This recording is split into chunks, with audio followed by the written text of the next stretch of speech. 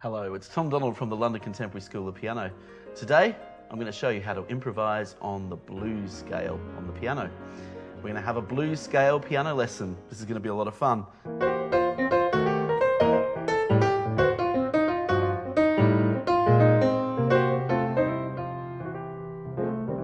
I'm really looking forward to this. I haven't done a blues video in a long time, so let's get cracking. And by the way, if you're a fan of our work at the London Contemporary School of Piano, you should head on over to our website to get your free resources kit that accompany many of these videos. We've recently updated it. We've got some more stuff in there, more goodies, more blues, more stuff to help your practice and just to help you do the things you want to do on the piano. So let's get started. The blues. Okay, so I think when so many students learn to play the blues and improvise on the blues scale, they focus too much on particular scales over others. And I'm really going to hopefully give you a different perspective on what the blues scale is and how they work, how they operate, and how you can invent great improvisation from the blues scale. Now, that's the thing. I just said the blues scale. It's sort of become quite a colloquial term to say, the blues scale, let's jam on the blues. But actually, the paradigm of blues is that there are two scales that are operating often at the same time. And that is two types of blues scales that we're going to focus on today. Not just one, two types of blues scales. They're really important for you to know about. This could be really revealing for your playing. So what are the two types of blues scales? The major blues scale and the minor blues scale. A lot of time when people refer, including musicians and experienced musicians, refer to the blues scale, they're often referring to the minor blues scale and not necessarily talking about the major blues scale. But the two have a different function to play. Really, what is magical about the blues? I mean, there's many things that are magical about the blues, but the whole paradigm shift of the blues, as opposed to, let's say, traditional classical music, one of the biggest paradigm shifts in harmony and scales is that it is this world where major and minor literally combined at the same time. So, if I played a C major chord, in the left hand I played a C minor chord in the right hand, that would be unimaginable in the era of Mozart or Beethoven. Major and minor is more controlled, they coexist together, but in a completely different way, with more sense of transition. This sense of major and minor being planted on top of each other is really one of the most interesting harmonic features that we see and hear and experience in the blues. And we're going to unpack that today because that's the sound. That's the sound that we hear so often in the blues, this major and minor integration being put on top of each other.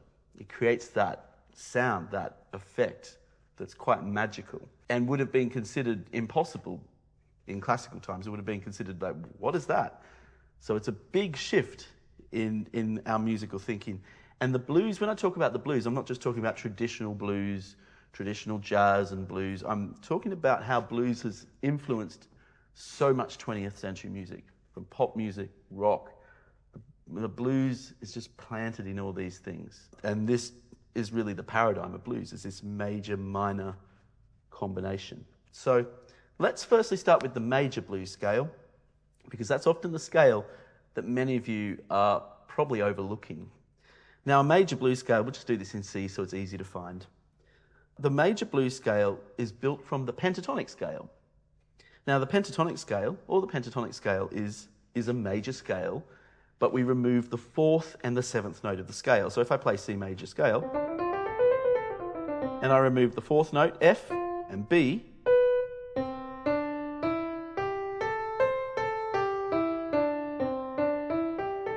that's the major pentatonic scale.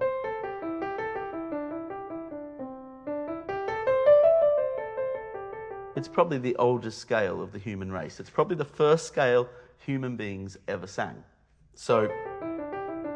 And it's very central to blues. I'm just improvising on a major scale. You could do this in any key. You could just get any scale. Let's go an F major scale. I just remove the 4th and the 7th note. Don't worry about fingering. There's no, like, it has to be that fingering or that fingering. You can use multiple fingerings for pentatonic and blues scales, which is why it can be tricky for some people. But that's the theory behind it. It's a major scale minus the 4th and 7th note, and we get the major pentatonic. So how do we turn that into a major blues? A major blues is just one added note.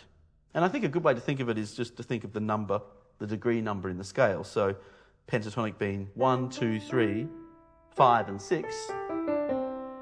To turn that into major blues, we just go 1, 2, and then we've got a flattened third, 5 and 6.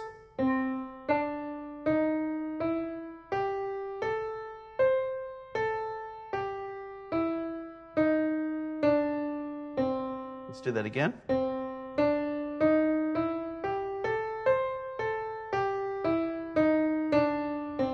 And that is a C major blues scale. I think a good way to practice it is with a swing rhythm, and we're going to double each note. You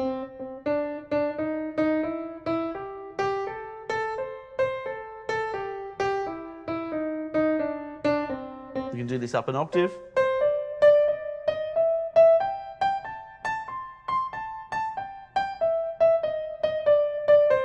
It's simple, but these simple things matter so much.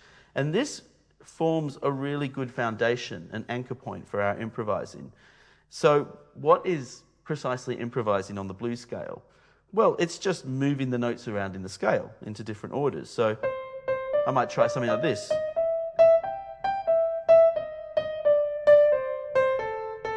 I can invent different ideas, including different fingerings as well. It's really important to be flexible with your hand. Lift your hand up.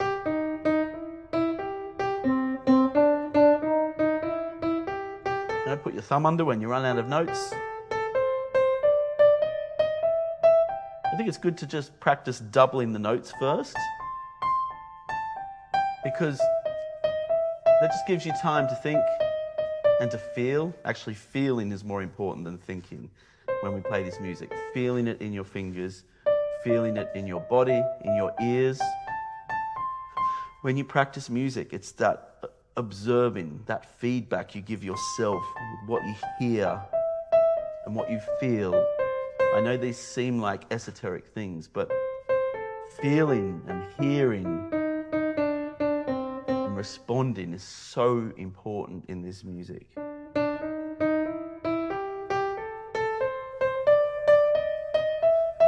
It's not merely transactional. Now I might move the notes around a bit more.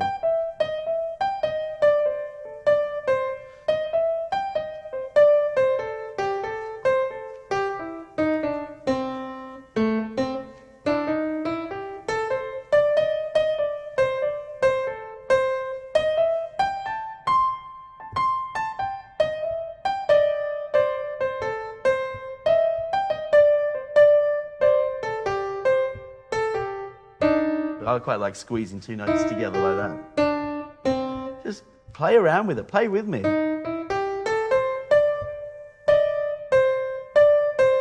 There's your major blues scale.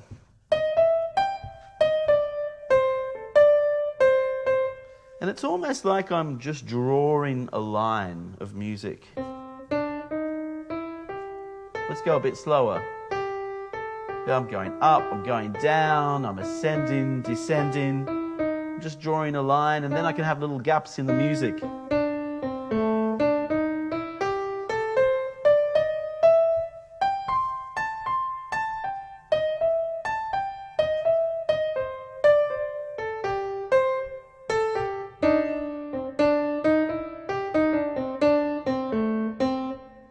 Okay, so let's just put a background with that. I'm going to create just a little 12-bar blues in the left hand.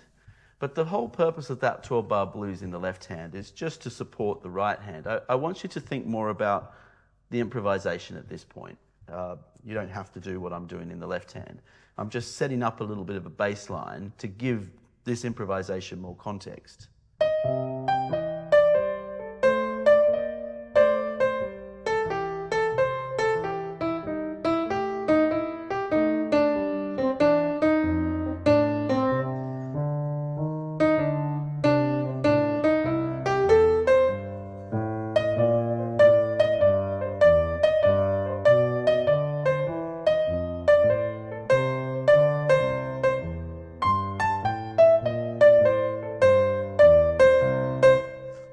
So this is a really powerful way to start building some improvisation templates. We're just starting with that major scale. So how do we know a blues major scale works? It will work pretty much with any piece of music in a major key that you want to make bluesy.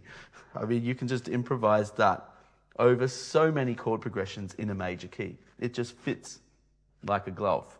And you'll be surprised. You have to put on a recording of a piece of music in a major key and just find the blues scale of the key that's in, of that piece, the parallel key, and using that formula, 1, 2, flat and 3, 3, 5, 6, and 1, play it over the top of the song. It will fit like a glove. And we hear this a lot in popular music, just the major blues being jammed over the chord progression, regardless of what the chord progression is. And yeah, I was using chords 1, 4, and 5 in the left hand in that bass line. It all fits like a glove. And the mistake a lot of people make is they feel they have to change the scale every time the chord changes. It doesn't work like this. It can be an umbrella major scale, blues scale, that fits the entire piece of music.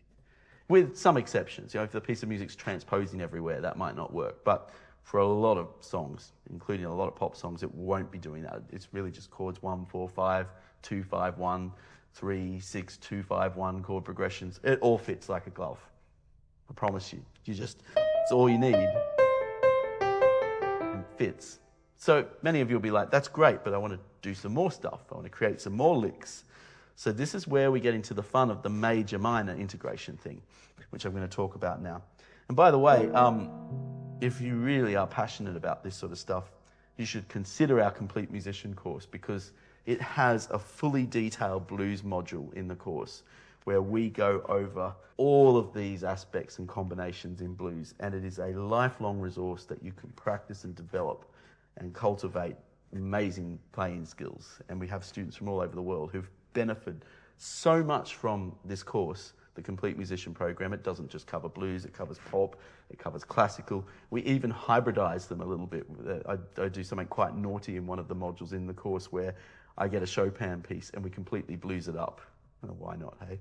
I reckon Chopin would have played the blues amazingly if he was alive today. But that's just my hunch, hey? I can't prove it. So yeah, that might be something you're interested in if you really just want to push yourself and just take yourself to that next level. I know some of you are really serious about doing more on the piano, and I'd love to help you be part of that journey. So let's now talk about the minor-major integration thing. But firstly, we've got to play the minor blues scale. So what's the minor blues scale? So C minor blues scale is this. It's a different formula. It's 1, flat and 3. So we don't have any 2. We skip the 2. We just go straight to the flat and 3. 1, flat and 3, 4, sharp and 4, 5, flat and 7, and then 1. In notes, that's C, E flat, F, F sharp, G, B flat, C. And it's a very recognizable sound, isn't it?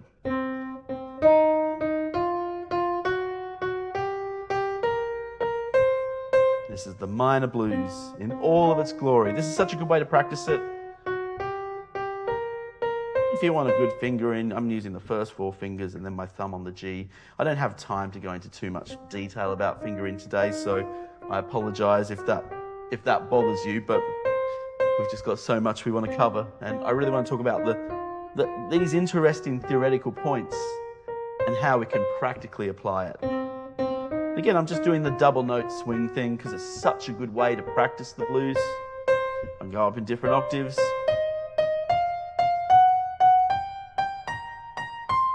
Going back down.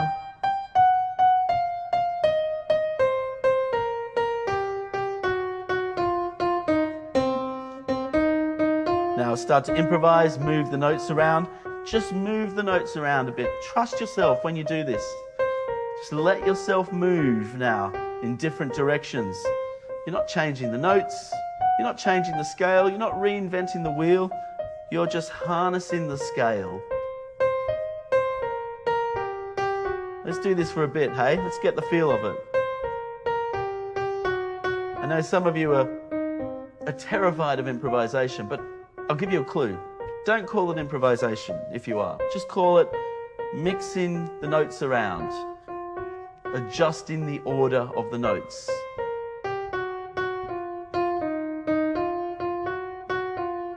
to create melodic fragments in the music. We're just drawing a line with that scale.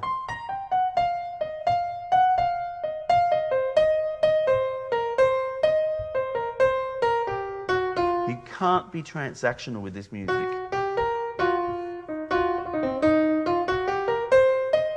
Let's just keep playing together. I'll tell you a bit of a story while we're playing. Over the years, I've been so fortunate to teach such amazing students from all walks of life. But one thing I've noticed in my years of teaching, just keep playing with me while I tell you this story, because we've got this in the oven. We're just cooking it through, hey?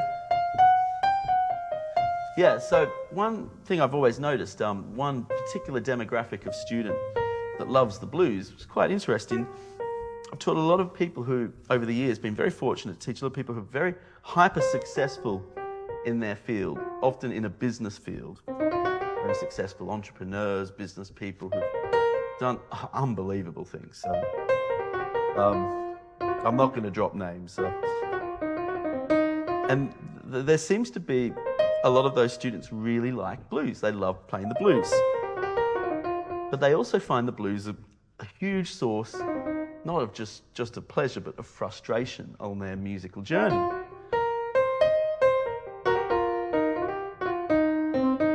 And the reason is they've often tried to apply the mindset and the systems that you might have, let's say, in business or in academia to the blues. And the thing is, the blues is actually very logical. It, on surface, makes a lot of sense to do that. I had one particular student, lives in the States, very hyper successful businessman. And he did some amazing things in his blues study with me. He was building spreadsheets of the different blues scales, the major and the minor, the numbering systems, what they looked like in every key, different fingering variations, all the licks you can generate from it. I mean, he created this spreadsheet that was the different chord progressions that fit with it. I was blown away. I was almost learning more about the blues theory than him because I hadn't thought about these things in quite that massive level of detail. And then together we created a beautiful, systemized practice plan. It was highly, highly structured. The only problem was, the frustration we were getting is he wasn't really playing the blues. What he was playing was like very transactional and theoretical, and it just lacked soul, it lacked feel. And we had to confront that. It was like, we've got all these amazing systems in place, but you can't impose a rigid, business-like system on something like the blues. There is an artistic paradigm you have to be prepared to enter. And that's a little uncomfortable because artistic paradigms, unlike a business one, are a little less controlled or easy to control. They involve taking risks. They involve using your body, feeling emotion. They involve a whole wide range of skills that completely contradict this world of systems and having great systems and ideas and structures in place. Structure is really important when you practice, but so is risk-taking. So is just moving your fingers through the scales and feeling the sound and reacting to the sound. It's very hard to put it in words because it's an artistic process. And artistic processes are hard to control. So it's almost like this source of conflict can sometimes enter the student's mind if they come from a very academic background, for instance. So I want you to just keep that in mind. I want you to think about what is the artistic world to you. And a lot of people will make an excuse to avoid it. They'll say, well, I need my foundations first. I need to know all the foundations. But that's often, you have to enter that artistic realm. And what is that artistic realm? It's you listening to yourself and focusing on the continuity, not the perfection. And that's what we're going to have to do now, because we're going to get the minor blues scale and the major blues scale, and we're going to generate licks from those two scales by putting them together. But this is a mysterious world where we listen to what we play and we respond to what we play. We're giving ourselves instant feedback, and we're putting our body through this. Deep stuff, man. Let's just play. Righto, so we got major blues, just do a recap. Minor blues. Major, minor. I'll give you a little warm-up exercise, it's cool. Going up the major, down the minor. Up the major,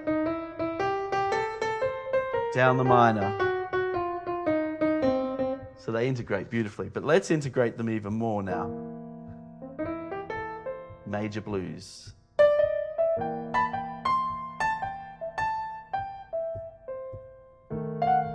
Minor blues. Major blues. Minor blues.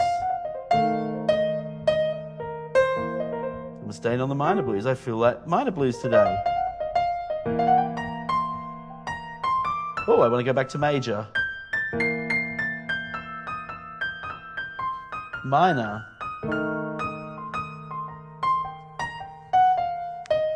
Major.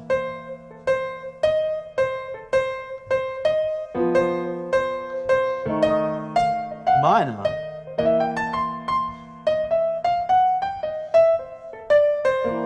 And you can really tightly integrate them together, even by trying things like this. So you put all of the notes together. I'm combining all of the notes of both major and the minor blues scales. And if you want to even go a step further, well, you can go outside the scale and get chromatic and add notes that are not there. Most of them will be there in some way or another, but there'll be a few notes that are outside. So now let's take some risks. Take some risks with me. Just play with the right hand. Don't think about it. Try and feel it. Try not to think. Turn off the intellectual brain. We're going to just ask our hands what to play now.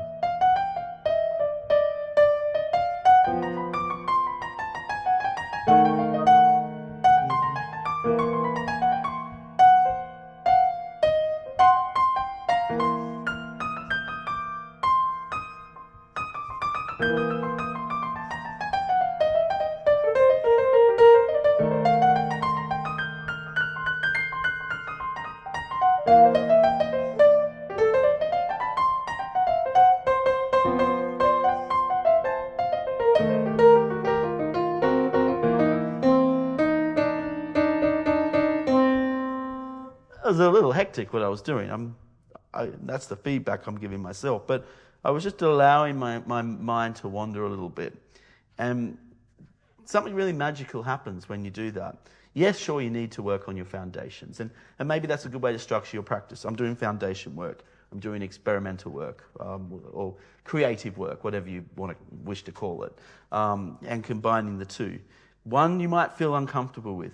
I think people that crave structure really try and steer clear of the trying new things or the improvisation aspect. And they do that. That has no benefit to them at all, avoiding that. And then, of course, there might be some people who just really love improvisation and sort of avoid maybe learning this in a few more keys, learning a bit more structure. There is an interplay between the two, but you've got to give yourself that feedback within yourself, okay, what should I be trying more of and what should I be doing less of? Those questions you ask yourself are really, really important. And that's what we do at the school when we coach our students. We don't just, what makes us very different as a school is we don't just bark out ideas like, you have to play like this, you have to do that. We don't take that traditional evangelical approach to learning music. It's boring as well to teach like that. We empower our students to teach themselves, to think for themselves.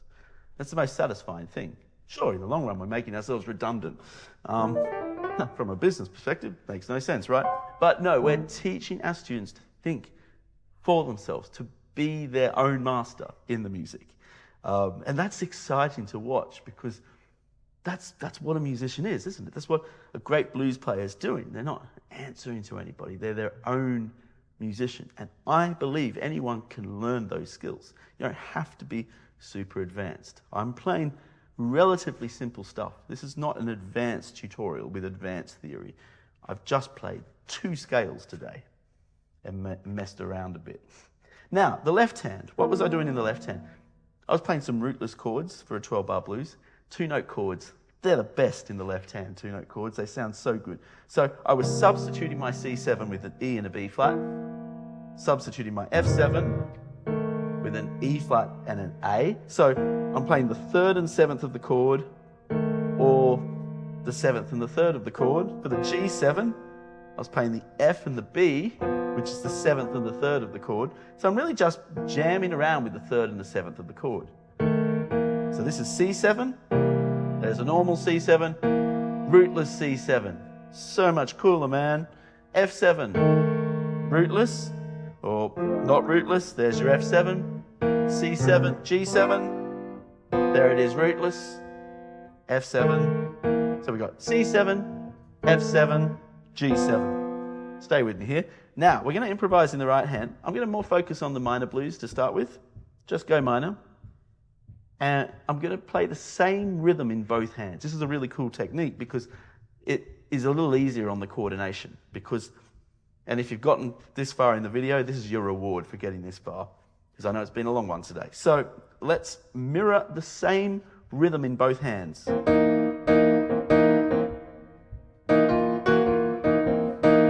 So you've got my minor blues scale. And I'm just playing those rootless chords in the left hand with the same rhythm.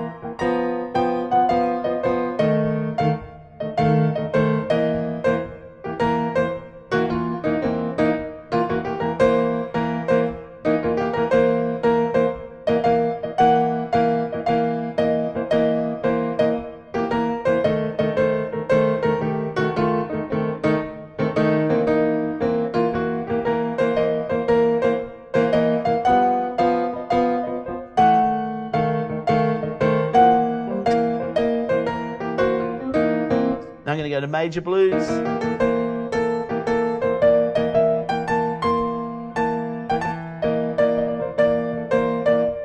Minor blues. Now I'm going to really mix it up.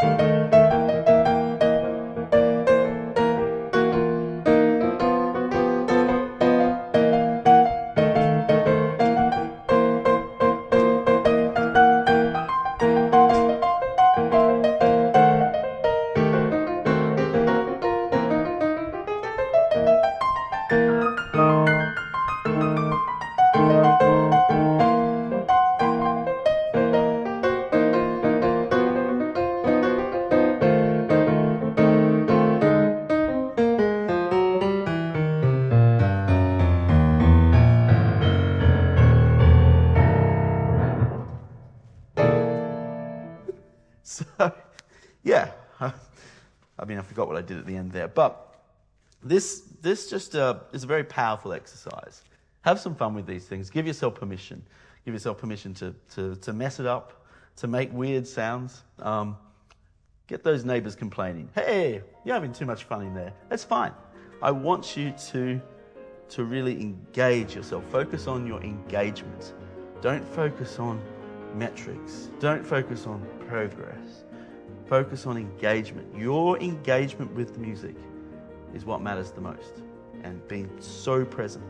So get off YouTube right now, get to your piano. Maybe you need to get to our website and get our resources kit first, contemporaryschoolofpiano.com, to just support your journey. But then get off YouTube, get on the piano and do it. Just do it. You can do it. And I'll see you soon.